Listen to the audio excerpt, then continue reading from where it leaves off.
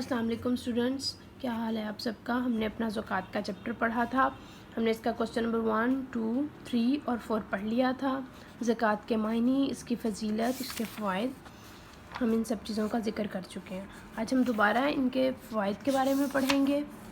ہمارا 5واں کوسچن ہے زکوٰۃ کے فوائد لکھیں. زکوٰۃ کے فوائد کیا ہیں؟ زکوٰۃ کی ادائیگی سے اللہ تعالیٰ خوش ہوتا ہے.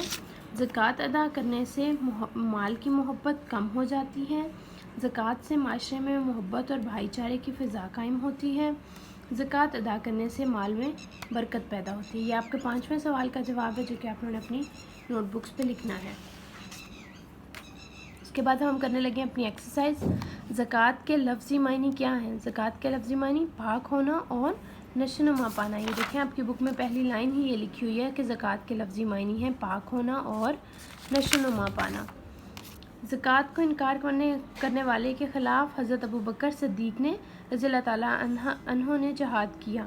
یہاں ہم نے پڑھا تھا زکوٰۃ ادا کرنے سے ڈیش کی محبت کم ہو جاتی ہے. یہ بھی ہم نے اس کے فوائد میں پڑھا ہے کہ زکوٰۃ ادا کرنے سے مال کی محبت کم ہو جاتی ہے. زکوٰۃ معاشی استحکام کا ذریعہ بنتا ہے. یہ اس کی ہم نے معاشی اثرات میں پڑھا تھا. اسی طرح زکوٰۃ اسلام کا تیسرا رکن ہے. اب ہم کرنے لگے ہیں درست جواب پر ٹک اور غلط جواب پر کراس کا نشان لگائیں. زکوٰۃ کا اصل مقصد یہ ہے کہ معاشرے میں کوئی شخص بھوکا پیاسا نہ رہے. زکوٰۃ کا اصل مقصد یہی ہے کہ ہمارے معاشرے میں کوئی بھی غریب نہ رہے، لوگوں کے درمیان ایک متوازن قائم ہو، اور اگر کوئی غریب ہے تو امیر اس کی مدد کرے اور اس کی ضروریات بھی پوری ہوتی رہے. تو یہ کیا ہے؟ ٹک.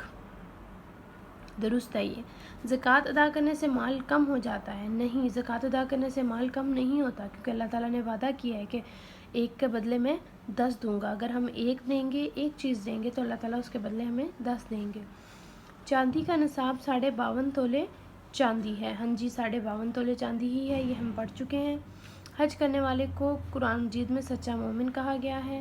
نہیں، ہم نے حج کے بارے میں تو یہاں پڑھا ہی نہیں ہے. ہم نے تو یہاں زکوٰۃ کے بارے میں پڑھا ہے. سونے کا نصاب 10.5 تولے سونا ہے. کیا سونے کا نصاب 10.5 تولے سونا ہے؟ یہاں ہم نے کیا پڑھا تھا؟ سونے کا نصاب 7.5 تولے. تو اس طرح یہ ہمارا جواب غلط ہے. اگلے صفحے پہ آ جائیں گے ہم. اگلے صفحے پہ ہم سے پوچھا گیا ہے کہ سورۃ توبہ کی آیت نمبر 60 میں زکوٰۃ کے 8 مصارف بیان کیے گئے ہیں. کسی ترجمہ قرآن مجید سے اس آیت کا ترجمہ پڑھیں اور 8 مصارف کو ترتیب دیکھیں.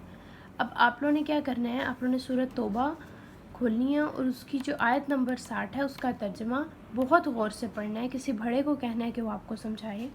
ان میں جو مصارف ہیں وہ یہ مصارف دیے گئے ہیں، آپ نے اس میں سے دیکھ کے اپنی بک میں لکھنے ہیں. سب سے پہلے ہے فقراء. فقراء ہوتے ہیں غریب لوگ، غریب تنگ دست لوگ جن کے پاس کھانے پینے کو کچھ نہیں ہوتا. مساکین، مساکین وہ لوگ ہیں